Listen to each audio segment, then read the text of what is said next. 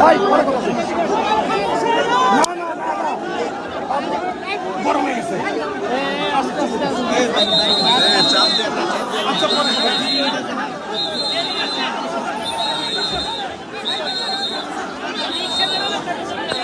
ভাই হট্টগোল করেন না ভাই, একটু চুপ থাকেন ভাই।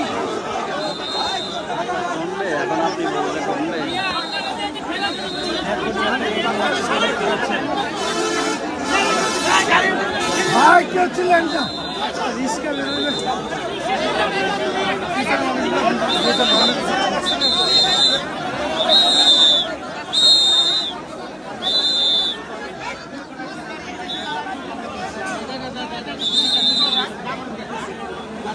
মানুষের যে নিরাবিলি চাপাচাপি লাগে মনে হয় যে লাইফটা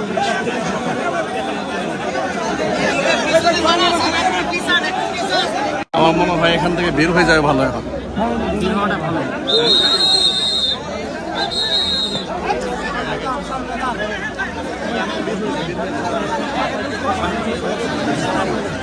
ভাই মোবাইল কিন্তু সাবধানে ভাই, দামি মোবাইল পড়ে গেলে সমস্যা হইব। একটু বের বের হয়ে যাবে, বের হয়ে যাবে। আব্দুল রহিম বাইরে ভাই ভাই মোবাইল বের হয়ে যাবে, বের হয়ে যাবে, বের হয়ে যাবে, বের হয়ে যাবে। ভাই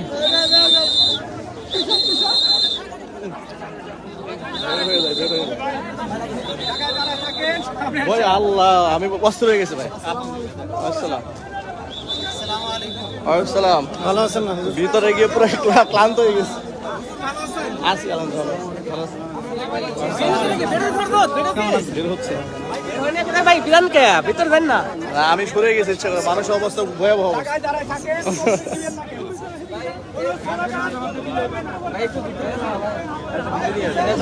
ভিতর গেছিলেন নাকি?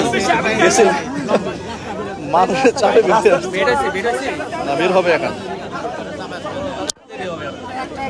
আসসালামু আলাইকুম রহমতুল্লাহ। যারা ফেসবুক লাইভে অংশগ্রহণ করেছেন সকলকে আন্তরিক মোবারকবাদ জানাচ্ছি। সেই সুসংবাদ নিয়ে হাজির হয়েছি। আপনারা লাইভটি সকলে শেয়ার করে দেবেন ইনশাআল্লাহ। ঢাকাতে আছে ডিআইটি প্রজেক্ট কেন্দ্রীয় মসজিদ মেরুল বাড়ি। আপনারা অনেকেই জানতে চেয়েছিলেন যে আসলে আল্লামা মামুনুল হক হাফিজুল্লাহ কি বের হয়েছেন কিনা। মূল বক্তব্য হচ্ছে যে মামুনুল হক সাহেব হাফিজুল্লাহর একেবারে গেটের সামনে আমরা এই পর্যন্ত লম্বা সময় অপেক্ষা করেছি, অবস্থান করেছি। আমরা এখন কাশিমপুর কারাগারের সামনে আছি। এখনো পর্যন্ত তিনি বের হন নাই। তবে ইনশাল্লাহ তিনি বের হয়ে আসবেন। এখনই ইনশাল্লাহ তিনি বের হয়ে আসবেন। আমরা একদম সামনেই ছিলাম, কিন্তু সেখানে মানুষের এত বেশি চাপ যে ওখানে দাঁড়িয়ে থাকাই মুশকিল হয়ে গেছে। আমরা কিছুটা দূরে সরে এসেছি। তবে ইনশাল্লাহ তিনি অল্প কিছু সময়ের মধ্যে ইনশাল্লাহ বের হয়ে আসবেন। অল্প সময়ের মধ্যেই তিনি বের হয়ে আসবেন ইনশাআল্লাহ। আপনারা লাইভের সাথেই থাকবেন ইনশাল্লাহ। আমি আশা করছি যে ক্যামেরাতে আপনাদেরকে আমি দেখাতে পারবো ইনশাল্লাহ। একজন মাজলুম আলেমের এই আপনারা একটা বিষয় লক্ষ্য করেছেন যে যদি মূলত কোনো ব্যক্তি যদি আল্লাহর জন্য কাজ করে তাহলে মানুষের অন্তঃকরণে কি পরিমাণ মহব্বত আল্লাহ রাব্বুল আলামিন তাদের জন্য ঢেলে দেন। আপনারা দেখতে পাচ্ছেন জেল গেটের সামনে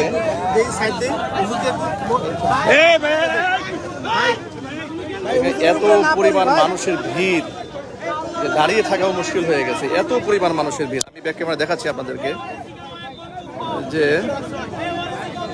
এটা কি আসলে প্রকৃত অর্থে কোনো দেশদ্রোহী ব্যক্তির কারাগার থেকে মুক্তির দৃশ্য হতে পারে? এটা কি চরিত্রহীন কোনো ব্যক্তির কারাগার থেকে মুক্তির দৃশ্য হতে পারে? এটা কি দেশ এবং জাতির ক্ষতি সাধন করেছে এমন কোনো ব্যক্তির অবস্থা হতে পারে যিনি জেল থেকে বের হওয়ার সময় এই পরিমাণ মানুষের সমাগম এবং এত বেশি মানুষের আগ্রহ, এটা কি হতে পারে? কখনো না, হতে পারে না। এবং নিশ্চয়ই আপনারা দেখতে পেয়েছেন যে অনেক লোকেরাই তো অনেক বড় বড় নেতাকর্মীরা জেল থেকে বের হন, গেটের সামনে বের হন, কিন্তু এরকম দৃশ্য কি আপনারা কখনো দেখেছেন? দেখেন অবস্থা আপনারা দেখতে পাচ্ছেন। এবং আপনারা হয়তো ধারণা করতে পারেন তিনি রাজনৈতিক দলের নেতা, এই ধরনের লোক হতেই পারে, কিন্তু সাধারণ রাজনীতি যারা করেন তাদের রাজনৈতিক মতাদর্শ যারা লালন করেন শুধুমাত্র তারাই এখানে এসে অবস্থান করেন সাধারণত দেখা যায়। কিংবা যদি কোনো সেলিব্রিটি তারকা নায়ক নায়িকারাও বের হন সেখানে দেখা যাচ্ছে চরিত্রহীন লোকদের সমাগম বেশি ঘটে।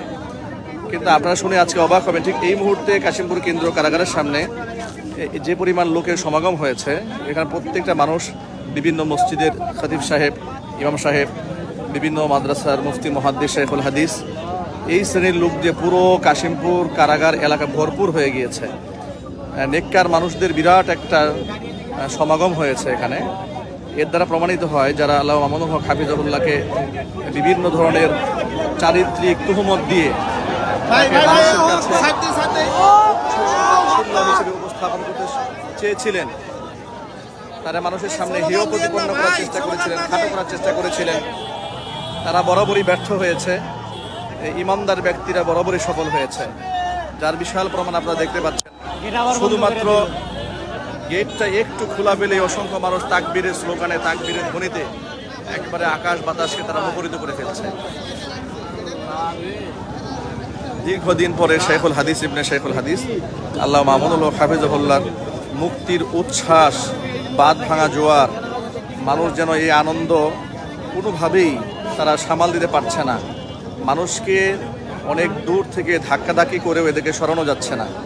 একজন মানুষের প্রতি এই দেশের মানুষের কতটুকুন ভালোবাসা মহব্বত জড়িয়ে যায়, আপনারা তারই বাস্তব একটি নমুনা আপনারা দেখতে পাচ্ছেন।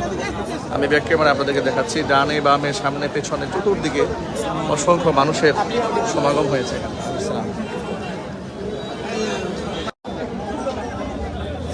ওয়ালাইকুম লাইভ দিছি, ওই সামনে ছিলাম, মানুষের চাপে ছবি তুলেন আমাদের। বের হয়ে আসছে, এত প্রচন্ড চাপ, মানে আমার চাপে আমার জামা কাপড় নষ্ট হয়ে গেছে, এত চাপাচাপি, অনেক চাপ। অনেক চাপ। হুজুরের জন্য দোয়া করি, আল্লাহ রাব্বুল আলামিন যেন হুজুরকে হায়াতে তয়্যিবা দান করেন। আল্লাহুম্মা আমিন।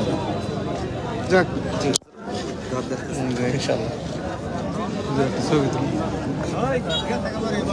আজকে তো আমার সাথে ছবি তোলার দিন না, আজকে মামুনুল হক সাহেবের সাথে ছবি যাক, আলহামদুলিল্লাহ হুজুর, আপনার প্রায় 7 থেকে 800 ওয়াজ আমার কন্টাক্টে আছে। আচ্ছা, ইনশাআল্লাহ আপনার বয়ান আমি শুনি সবসময়, চেষ্টা করি গাজীপুরে আশেপাশে আপনি গেলে সেখানে যাওয়ার জন্য। মাশাআল্লাহ, আলহামদুলিল্লাহ। আপনারা যারা লাইভে ছিলেন আপনার সাথেই থাকুন ইনশাআল্লাহ, এবং লাইভটি শেয়ার করে আমাদের দেশ এবং প্রবাসের সকল ভাইদেরকে এই আনন্দঘন মুহূর্তে সকলকে আপনারা সামিল করে নেন, এবং আল্লামা মামুনুল হক হাফিজাহুল্লাহর মুক্তির এই ঐতিহাসিক মুহূর্তটি দেশ এবং জাতির কাছে চিরস্মরণীয় হয়ে থাকুক, আমরা সেই প্রত্যাশা ব্যক্ত করছি।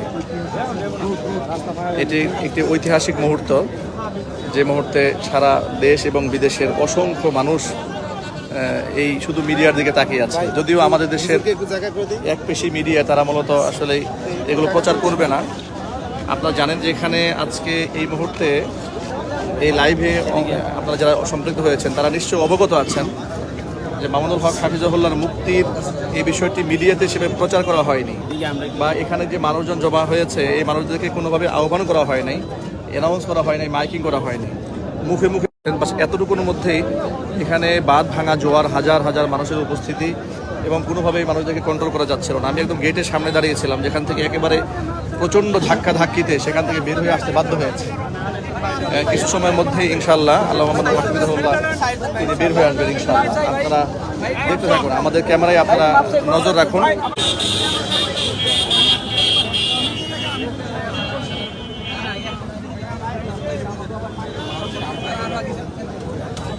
আলহামদুলিল্লাহ, আপনারা ইতিমধ্যে সবাই জেনেছেন যে আমাদের আধ্যাত্মিক রাহবার জাতির পিতা মামুনুল হক সাহেব আজকে মুক্তি পেতে যাচ্ছেন আলহামদুলিল্লাহ। তো এখানে আপনারা দেখতে পাচ্ছেন এটা কাশিমপুর কেন্দ্রীয় কারাগারের মেন গেট। এখানে সকলেই বলতেছি একটু পরে।